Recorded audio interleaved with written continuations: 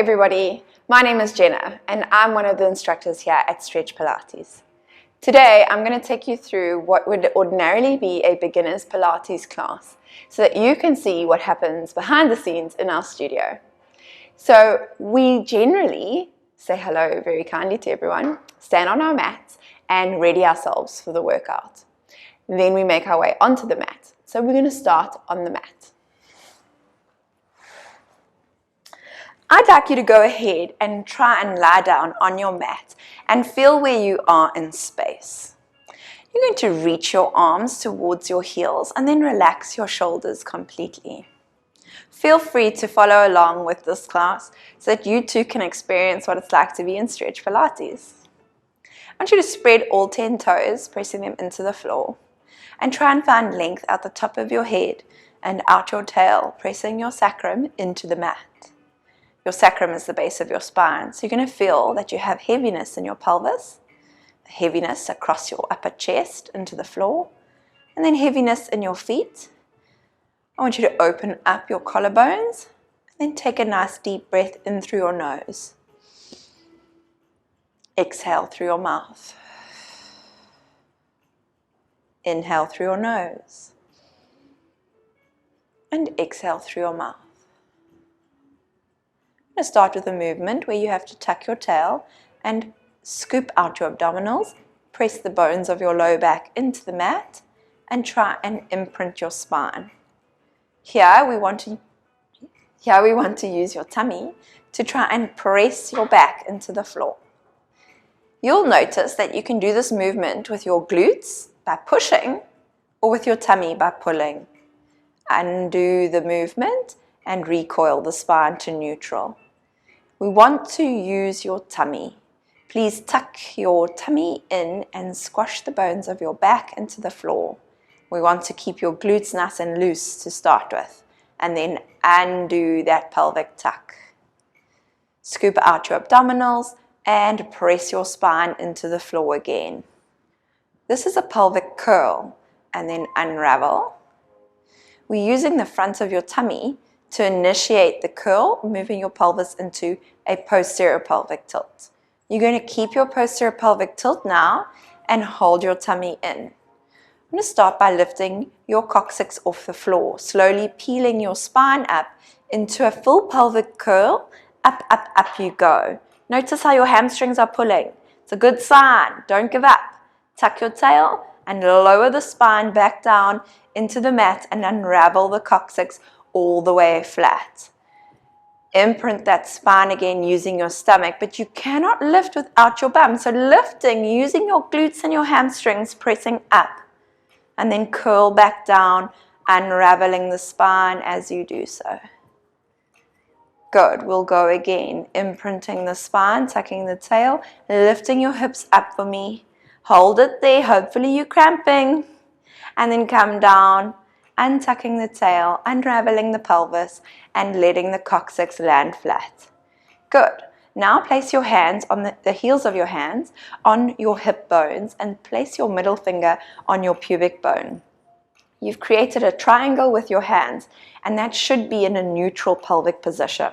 So when we imprinted earlier, you managed to tuck the tail and your fingertips would then therefore shoot up into the corner of the ceiling.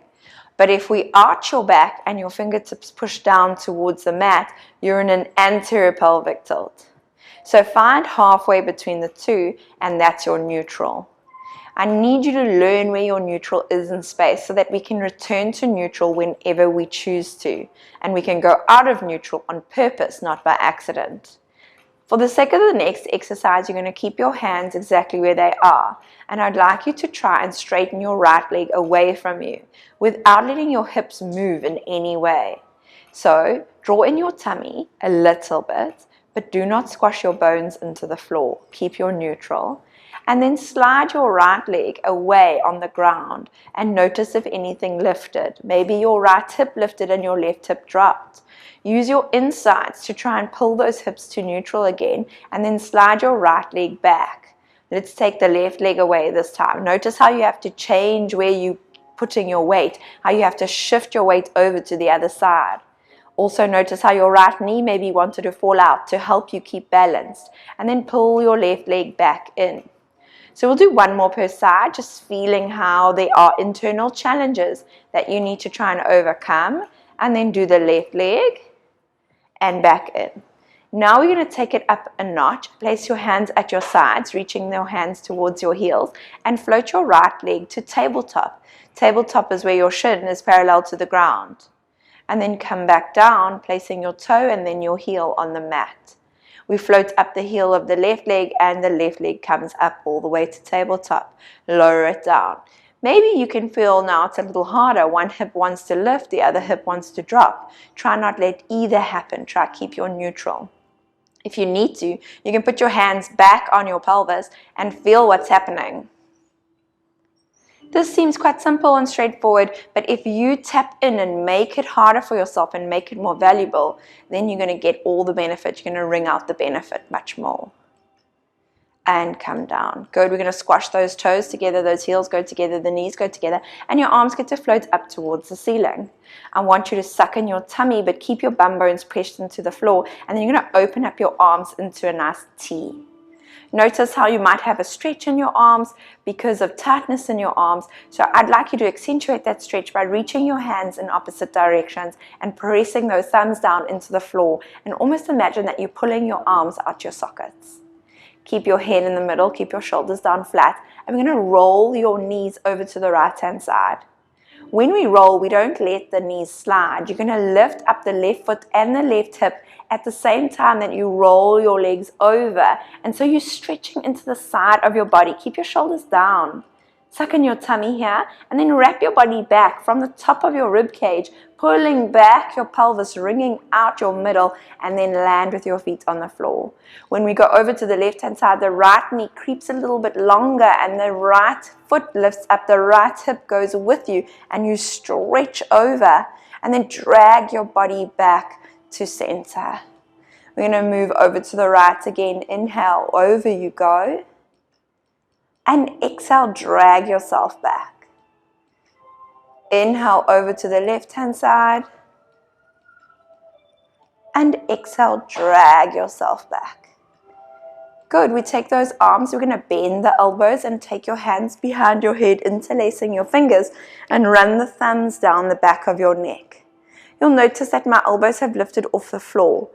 So often people think they're doing such a good job by squashing their arms and elbows into the floor, but that's not the case. We want to soften the back into the mat. Let the elbows just lift about 4 fingers off the floor so that your shoulder blades can sit naturally on your back. You want to lengthen your neck, and you want to pull down your ribs. Suck in your tummy, and then open your feet to a fist width apart, making the knees match, also a fist width apart. We're now ready for the first abdominal crunch of the day. Suck in the tummy, keep your head pressing into your hands, and then lift your head and chest, trying to keep your head back on your hands. Gaze between your knees. Inhale here. And exhale, lower yourself back down onto the floor. Inhale while scooping out your tummy, but keep your coccyx on the floor, and then exhale to lift and gaze between your knees. Keep pressing your head back, and then lower yourself back down. So we'll crunch again, lifting up, looking between your knees, scooping out your tummy if possible, and rolling back down. Good. 2 more of these. If your neck gets sore, try and press your head back into your hands some more and come down. Or maybe you need to chat to us a little bit more about where you're straining and how you're compensating with your neck muscles instead of using your stomach. And then relax. Good. You're going to place your hands back down at your sides and lift your right leg to tabletop. Here we're going to lift your right leg up towards the ceiling and try and get your foot on top of your hip. I want you to flex your toes and try and keep your back slightly arched. This isn't easy, trying to keep the leg in the air, but I would like you to draw a circle across your body and then around. Keep that left leg bent. One day we can change the left leg to be straight on the floor, but I want you to try and not tuck your tail to do the exercise. You need to keep your bum bones down. We'll draw another circle. And we're going to draw another circle. You should feel your thighs burning because I certainly can. We're going to go out to the side. And then we'll exhale out to the side. And we're going to inhale out to the side. And we'll do one more. Exhale out to the side. And you get to bend your knee to tabletop and place it down. Hopefully that thigh feels like it did some work. So the problem is that people want to tuck in this position. I need you to find your neutral, keep your neutral, lift your left leg to tabletop. Extend your left leg up towards the ceiling. Notice how your hamstrings, really wish your leg was over there. So if your leg is over here, I'd prefer you to bend your knee and keep your foot facing up to the ceiling. So I'm going to try and straighten mine, but I might not actually manage on the side. It seems a little tighter today. I'm going to take the leg across the body, circle it around, and keep the hips still, keep the other knee still. It's an exhale to draw a circle. It's an inhale to draw a circle. Exhale to draw a circle. And finish it off. We're going to go the other way. Inhale. Exhale. Inhale. And one more exhale. Good. And then relax. Hug your knees in towards your chest and just let your back loosen up. Maybe roll from side to side.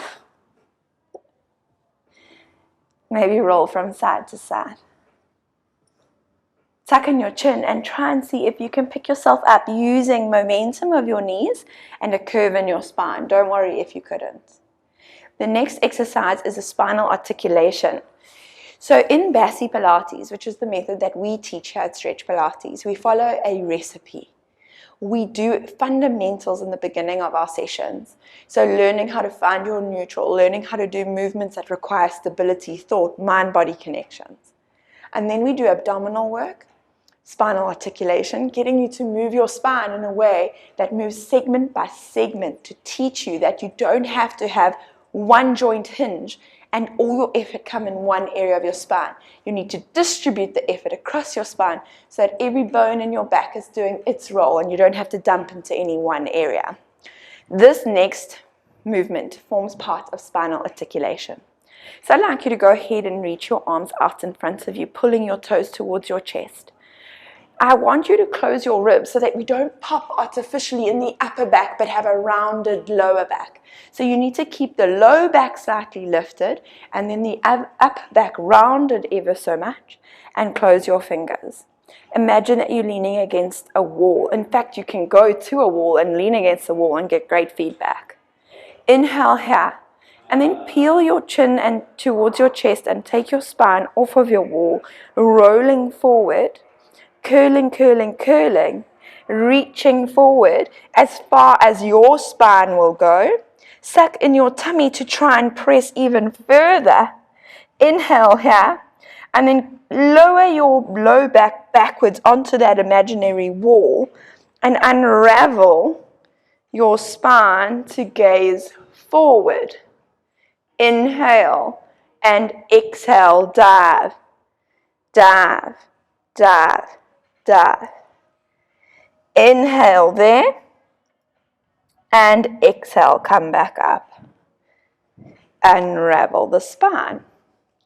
Inhale here, one more, and exhale, dive forward.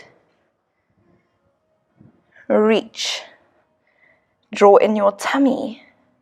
Don't let your shoulders creep into your ears. And then come back for me. And unravel. Great. After spinal articulation, we need to do some bridging. So bridging is when we spend time on our hands and knees. Bridging is a block where we tap into that strength component. So let's roll over our knees and get onto hands and knees. I'm going to go with a nice simple single arm reach. So we're going to lift your right arm past your right ear, pressing your shins into the floor. If you press your shins into the floor, you are working very hard everywhere, and lower that right hand. Then your left arm reaches forward. So you can do this badly. You can lean and do it badly. And that works nothing if you just lean. Or you can shove your shins into the floor, keep your belly button exactly where it is in space. Don't let anything move and take your left arm forward, reaching it. And that works everything. Come down. Right hand goes. reaching forward. Press your shins and lower. Last one, left arm goes, reaching forward and then lower. Well done. Take your bum back and unravel your spine. We're moving on to the side body. You get to lie down on your side with your arm underneath your ear and your legs straight out. Your hand is supporting your body so that you don't roll forward and back. Squash the legs together, suck in your tummy, and we're going to lift your legs up using your side body. And then lower your legs back down again. So we breathe out to lift the legs up and inhale to lower them back down again. Exhale, lift up your legs and inhale, lower them back down. Exhale, lift up and inhale down. And 2 more up and lower. And then last one, lift and bring it all the way down. Moving on to the other side, press yourself up, swing around, or just roll over. Squash the legs. Use the bottom leg to help lift the top leg and bring yourself down again. Make sure your legs are long and that your tummy is drawn in. Exhale up and inhale down. Exhale up and come down. Try not use your neck. Keep your head down on your arm. Just 2 more. And last one.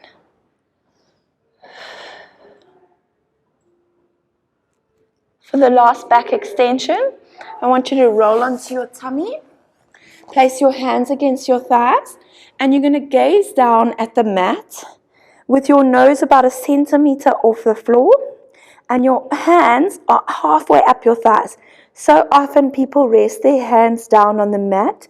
I would prefer it if we could already lift them onto the thighs. Notice how your shoulders want to round and stoop and droop. Can you pick up your shoulders? And then roll an imaginary marble forward, letting that extension originate from your cervical vertebra, squashing your hands, your elbows, your wrists, your palms into the side of your body, and feel the whole back of your body turn on.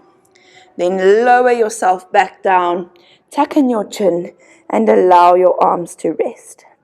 Start by rolling that marble, rolling those shoulders, squashing your arms on your inhale up, and then on your exhale, you come back down the same way you started. So like a boomerang, we lift forward and up and squash and squeeze, and then come back down. We roll the marble, inhale up and squash and down. Can we do one more? Roll forward and roll your shoulders and hold.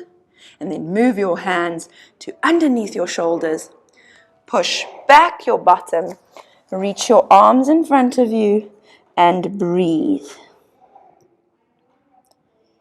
Deep breaths. Inhale fully. And exhale. Another one in. And then curl the spine up. Lie down on your mat for me. Close your eyes. Straighten your right leg to the corner. Your left leg to the corner.